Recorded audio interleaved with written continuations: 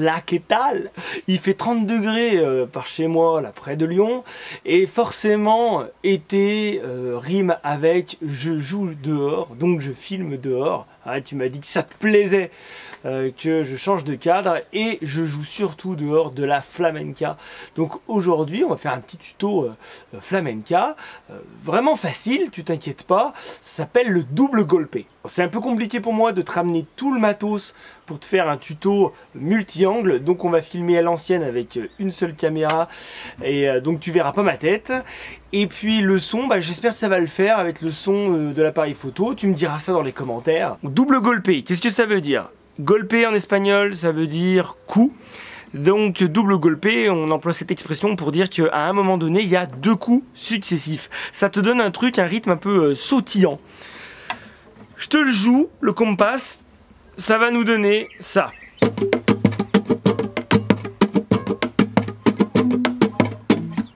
Avec un accord.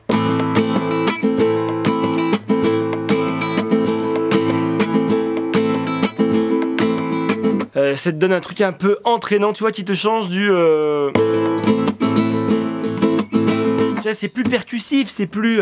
Tout de suite, on a l'impression qu'on est plusieurs. Alors, c'est très simple, comme je te l'ai dit. On commence avec une pince. Il y en a qui disent que ça, c'est déjà un golpe. Une pince, donc si tu te souviens pas du geste, je te le rappelle. Tu fermes la main, pouet pouet, comme ça, hein, tout en frappant sur ta caisse. Ensuite, tu remontes le pouce. Une fois que tu arrives là, tu as ton pouce en l'air. Et lorsque tu as ton pouce en l'air, ça veut dire que tu likes une vidéo. Non, je déconne. Ça veut dire que tu peux frapper. Et là, justement, tu vas frapper 2 fois. Donc tu peux déjà t'entraîner à faire ça. Oh pardon, je me suis trompé.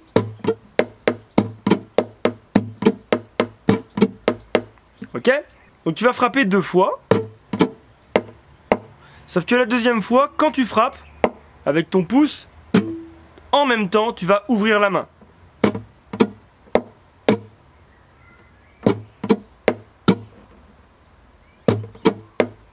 Parfois on se prend un peu la tête quand on fait des compas, on se dit alors là faut que je lève, faut que je baisse, non.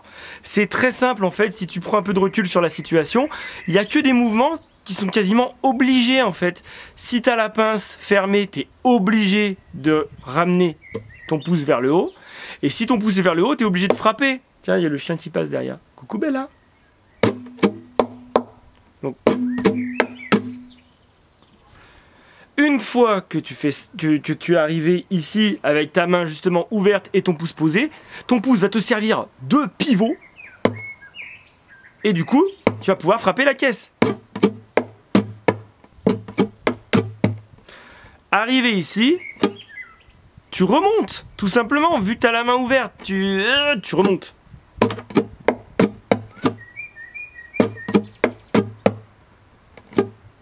Puisque tu as la main remontée, il ne te reste plus qu'à ouvrir pour frapper. Et là, on fait ce que certains appellent un blindage, à savoir que tu ouvres. Et pendant que tu ouvres, quasiment au même moment, de façon quasiment instantanée, tu vas poser la main. Ça va te donner ça. T'entends? Ça fait un son qui est vraiment sec, percussif. Donc ça nous donne. Et ensuite, on remonte avec le pouce. Et vu que tu as la main ouverte avec le pouce en l'air, il ne te reste plus qu'à redescendre la pince pour recommencer. Je te le refais 2 fois de suite.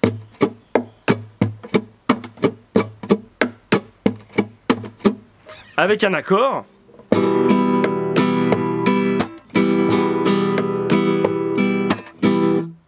Et quand tu accélères, là il commence à devenir intéressant, à rouler, et du coup te donner l'impression qu'il y a peut-être 2 guitares.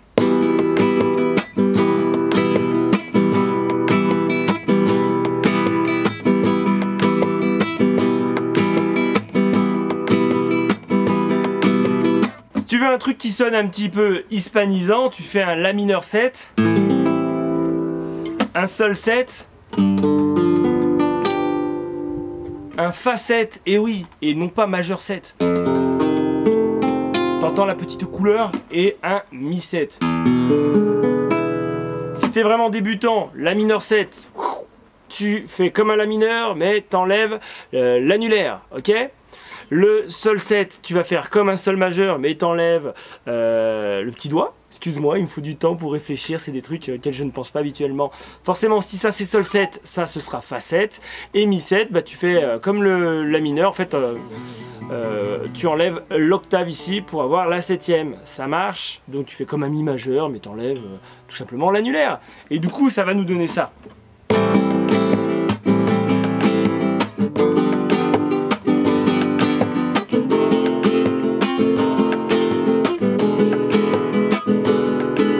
Un peu plus vite.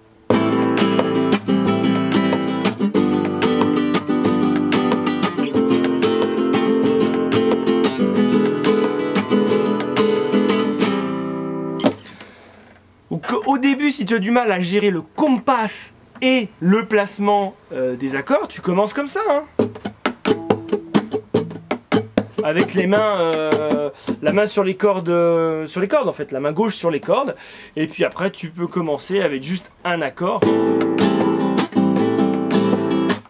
Tu passes au deuxième, et puis après au troisième, etc., etc.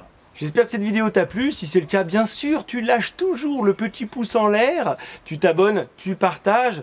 Merci pour les partages, les commentaires, les dons sur Tipeee, pour tout. Merci pour ta présence et ta fidélité indéfectible. Sur ce, je te dis à très bientôt. Ciao!